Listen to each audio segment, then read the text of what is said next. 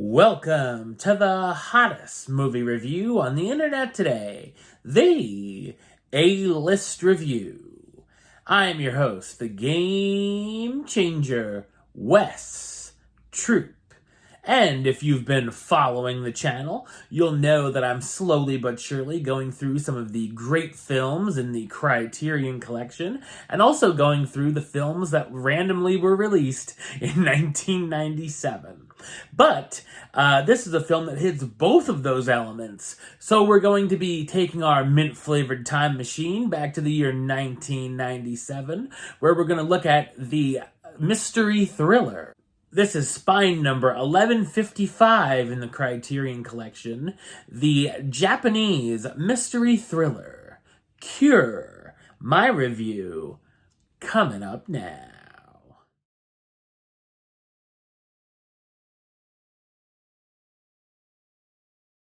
Kenichi Takabe is a Tokyo Metropolitan Police detective who becomes involved in a bizarre series of murders being done by seemingly random perpetrators. In each case, the victim has been found brutally killed with an X carved into their neck or chest, and the murderers have been found close to the crime scene. Oddly enough, the killers all have something in common. They remember committing the murder, but they're not sure why they did it or have a motive for the murder. This all leads Takabe to a man suffering from extreme short-term memory loss who goes by the name Mamiya, who seems to be using hypnosis to have these normal people commit the murders. So what did I think of Cure? I thought it's a brilliant psychological thriller.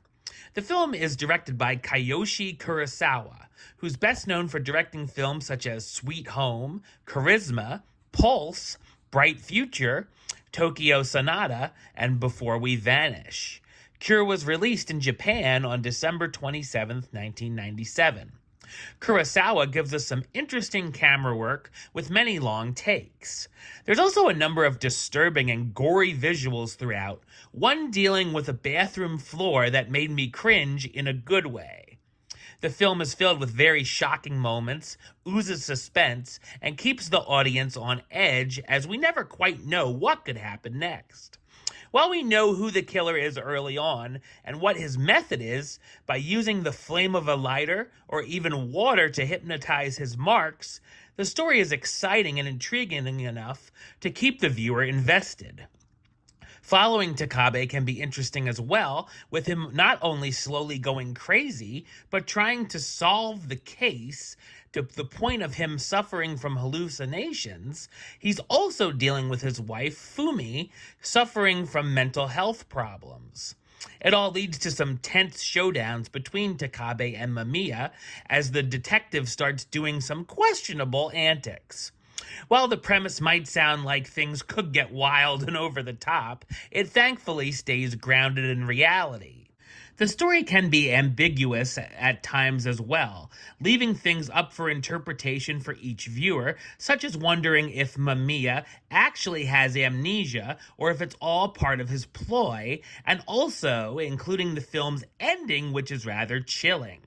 The cast stars Koji Yakusho as Kenichi Takabe, the detective trying to solve the confusing murder case and find the killer or killers, Masato Hajiwara as Kunio Mamiya, the suspect who seems to be using hypnosis to put suggestions into people's minds that leads them to do things they would otherwise, Tsuyoshi Yujiki as Shin Sakuma, Takabe's friend and forensic psychologist brought onto the case, and Anna Nakagawa as Fumi Takabe, Kenichi's wife suffering from stages of schizophrenia.